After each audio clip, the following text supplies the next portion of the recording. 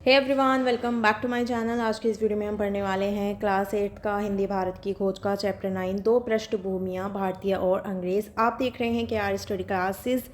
चलिए शुरू करते हैं। यहाँ पर हमें बताया गया है कि भारत में अगस्त सन 1942 में जो भी कुछ हुआ था वो आकस्मिक नहीं था और पहले से जो बहुत कुछ होता आ रहा है उसकी चरम परिणति थी। इसके बारे में यहाँ पर हमें काफ़ी सारी आलोचनाएं और सफाई के रूप में बहुत कुछ हमें बताया गया है, बहुत कुछ लिखा भी गया है। ठीक है, व्यापक उथल पुथल और उसका जो दमन है जनता की ओर से अकस्मात असंगठित प्रदर्शन, विस्फोट जिनका अंत हिंसात्मक संघर्ष और तोड़फोड़ में होता था, जबरदस्त और शक्तिशाली हथियारबंद सेनाओं के विरुद्ध भी लगातार वो चलते रहे। उसके बाद यहाँ पर हमें बताया गया है कि किस तरह से नेताओं की गिरफ्तारी करी गई और उसके बाद भी गोलीकांड के गोलीकांड जो हुआ उसमें जनता का जो क्रोध था वो बहुत ज़्यादा भड़का, युद्ध हुए, परिस्थितियाँ जो थी वो और भी ज़्यादा व्यापक हो गई।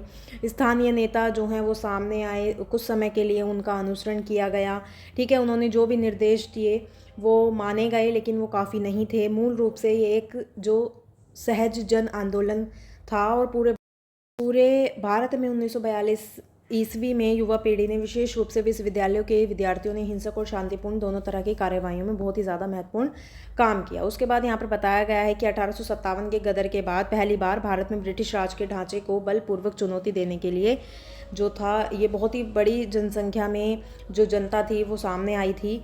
और उसके बाद 1942 के दंगों में जो पुलिस और सेना की गोलीबारी थी उससे बहुत सारे लोग मारे गए, बहुत सारे लोग घायल हुए, जिनकी संख्या के अनुमानित सरकारी आंकड़े के अनुसार 1028 मरे और 3200 घायल हुए। जनता के अंदाज के अनुसार जो मृतकों की संख्या थी वो 25,000 कही जाती है, लेकिन जो संख्या भी थी वो भी अतिरंजित है और शायद 10,000 की संख्या से भी ज़्यादा जो लोग थे वो मारे गए या घायल हुए। ठीक है, उसके बाद यहाँ पर हमें बताया गया है कि जो भारत की बीमारी थी अकाल, भारत बहुत ही ज़्यादा बीमार था, तन और मन दोनों से ही। जो लड़ाई में कुछ लोग थे वो फूले फले हुए थे, दूसरों पर बहुत चरम सीमा पर पहुंच गया था। इसकी भयानक स्मृति दिलाने के लिए अकाल पड़ा था, दूर दूर तक विस्तृत अकाल जिसका प्रभाव बंगाल और पूर्वी और दक्षिणी भारत पर हुआ था। 170 वर्षों में सबसे बड़ा और विनाशकारी ये शासन रहा जो कि ब्रिटिश शासन था। इसकी तुलना 1776 ईस्वी और 1766 ईस्वी और 1770 ईस्वी के दौरान बंगाल और बिहार के उन भयंकर अकालों से की जाती है जिनसे कि ब्रिटिश शासन की स्थापना के आरंभिक परिणाम देखने के लिए मिलते हैं। उसके बाद यहाँ पर भारत की सजीव सामर्थ्य हमें बताई गई। अकाल और युद्ध के बावजूद भी प्रकृति रही वो अपना कायाकल्प करती रही और कल के लिए लड़ाई के मैदान को आज फूलों और हरी घासों से ढक देती थी। मनुष्य के पास स्मृति का विलक्षण गुण होता है, वह यह कहानियों और यादों से निर्मित अतीत में बसता है।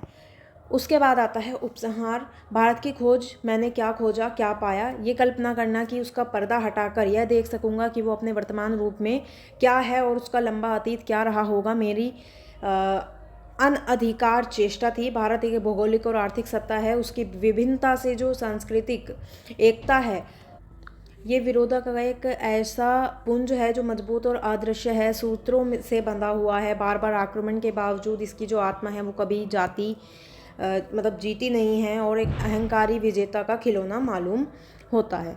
इसमें हमें बताया गया कि हर किसी मामूली देश के नागरिक नहीं हैं, जो हैं वो किसी मामूली देश के नागरिक नहीं हैं। हमें जन्मभूमि पर, अपने देशवासियों पर, अपनी संस्कृति और परंपराओं पर गर्व है। ये गर्व किसी ऐसे रोमांचक अतीत के लिए नहीं होना चाहिए जिससे हम चिपटे रहना चाहते हैं, ना ही अपने ढंग से भिन्न औरों के ढंग के समझने में इससे कोई कठिनाई होनी चाहिए। इस तरह से यहाँ पर हमें बताया गया कि आज इस बात की कहीं अधिक आवश्यकता है क्योंकि हम भविष्य की उस एक दुनिया की तरफ बढ़ रहे हैं जहाँ राष्ट्रीय संस्कृतियाँ मानव जाति की अंतर्राष्ट्रीय संस्कृति में घुल मिल जाएंगी।